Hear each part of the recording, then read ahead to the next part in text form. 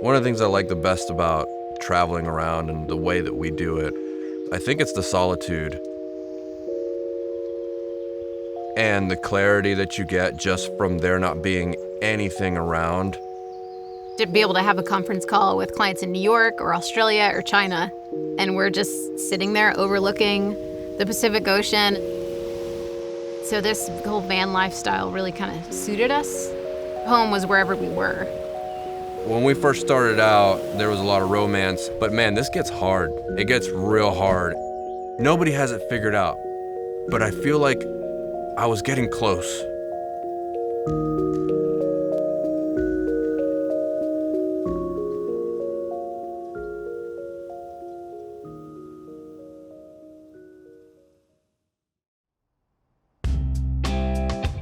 When I was in the service and I was getting ready to get out, we'd just bought a truck. It was this blue Nissan truck.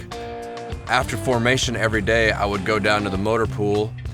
I would just pass the time detailing the truck.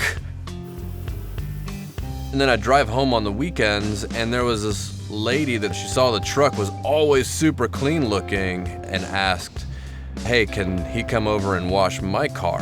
I was like, well, I'm looking for a job now that I'm not gonna have the military paycheck anymore. Let's go to people's houses and wash cars. And it just started growing from there. The largest Ford dealer in Georgia, they give us all their business. Their entire accounts. And holy cow, once we got that, it like exploded. And I think that we were in 7 dealerships. Within 2 or 3 years, we had 63 employees. And then it kind of took over our lives, really. We kind of felt locked in a little bit.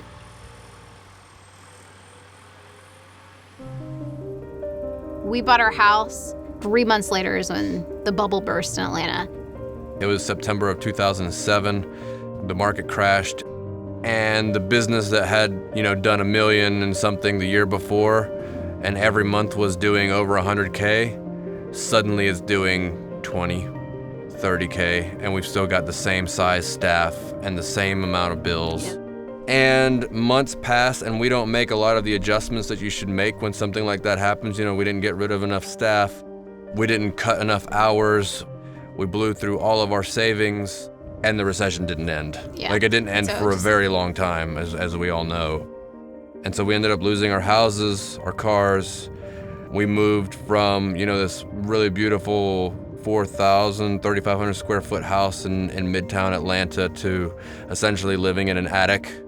And it was there that I managed to get a hold of Photoshop. It's what launched me into pursuing a creative career. I was completely unaware that commercial illustration as an industry really existed. The whole time he's over there whispering in my ear, like, you should be doing this. You'd be really good. You'd enjoy it.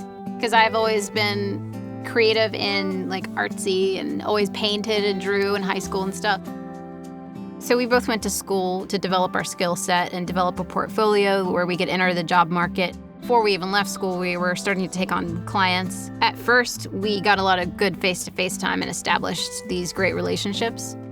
But that is when we decided to move to Austin, where we continued to do lots of work. Our careers were growing, but we weren't doing any business in Austin. And I'm sitting at the desk, headphones on, and I'm like designing a logo or something.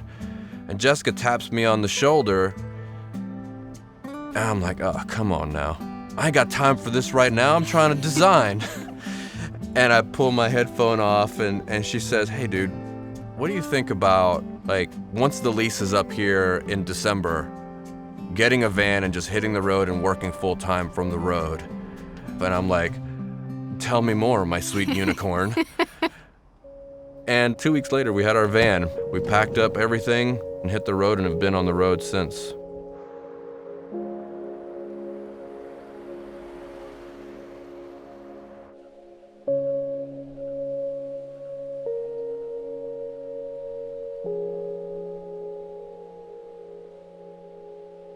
We'll be working in the van at one of these places, and Jessica will say, hey, you want to take the dogs on a walk? Are you at a stopping point?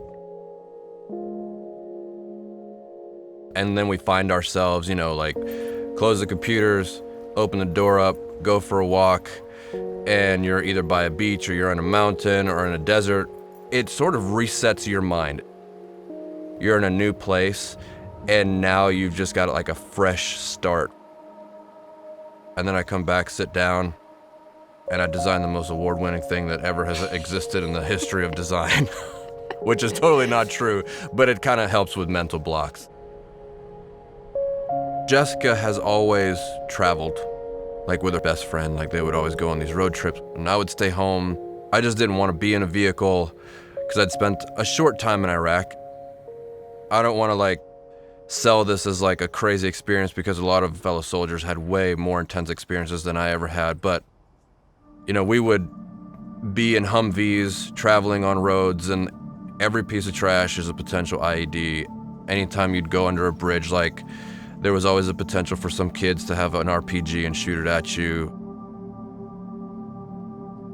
And one of the first road trips that we went on, we did 2 weeks around California. And that was hard. I mean, if you recall, like, I wasn't terribly chatty the whole time.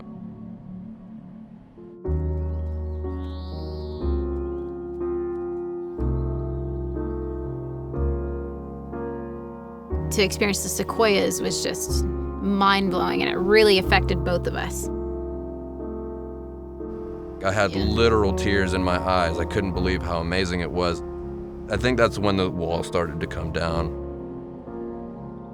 There's a lot of romance to being in the van, and I think a lot of people look at this and they're like, oh, I want to do that. I think that would be so awesome, spend all this time in the van and traveling around, seeing awesome places, right? Like, they're like, oh, that's so cool. Yes, you're right. But it gets really exhausting. I can't even begin to tell you. It's hard to live in such a small space and to constantly be dancing around each other. I'm tired. I don't want to have to worry about where we're going to park tonight, you know, where we're going to get our next shower from, and I don't want to get under the van again. Do not want to get under the van one more time. This van has been, up until just recently, it has been nothing short of a nightmare. Like, seriously, we've thought to ourselves, this is probably the worst or the second worst decision we've ever made. Making progress? Slow. You know, we keep earning money, and then it's just like, throw it at the van. And we kept getting to points where it was like, okay, now we're done. And then something else would fail. Brake cleaner, rag, and flathead. Yeah. Okay. Van life can get really, really taxing, relationship-wise too. And even though like Jessica's not the van and I'm not the van, there's this constant fight and this struggle. And I was just like, you know what? I just can't keep doing this. And at that same time, a job offer came from New York to take a position as an associate creative director at an agency there. And man, I wanted to do it. I really thought hard, and I traveled to New York and I worked on a gig at the agency. We take the Metro North down into Manhattan, get off at Grand Central, walk through the doors, and there's the big gray city with all the yellow taxis and all the honking, and everybody's like walking super fast. And they give me an offer letter, and like I see what I could make, and it's substantially more than any amount of money that I've ever made in my life. Yeah, I'll have a cubicle, yeah, I'll have a steady paycheck, but there's this thing that keeps drawing me back.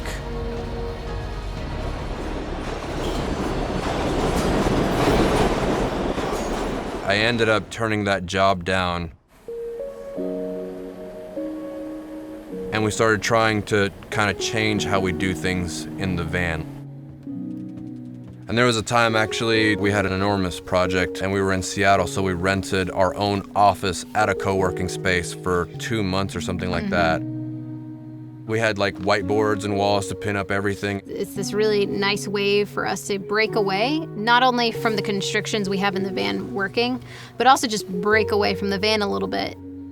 The reason that this didn't have the feeling that it had, you know, the first year or two that we were doing it, is because we were planning. Over planning. Like, all these things have to be paid off. Analysis paralysis. Trying to refocus on why we did this in the first place. Just kind of getting back to, what do we want to be doing? We want to travel around the world. Yeah. This is kind of how we can do it, and we'll figure out the rest as we do it. That's what we did when we hit the road in the first place. We just kind of cobbled some stuff together and then just took off. And it was great. Maybe the best experience of our lives.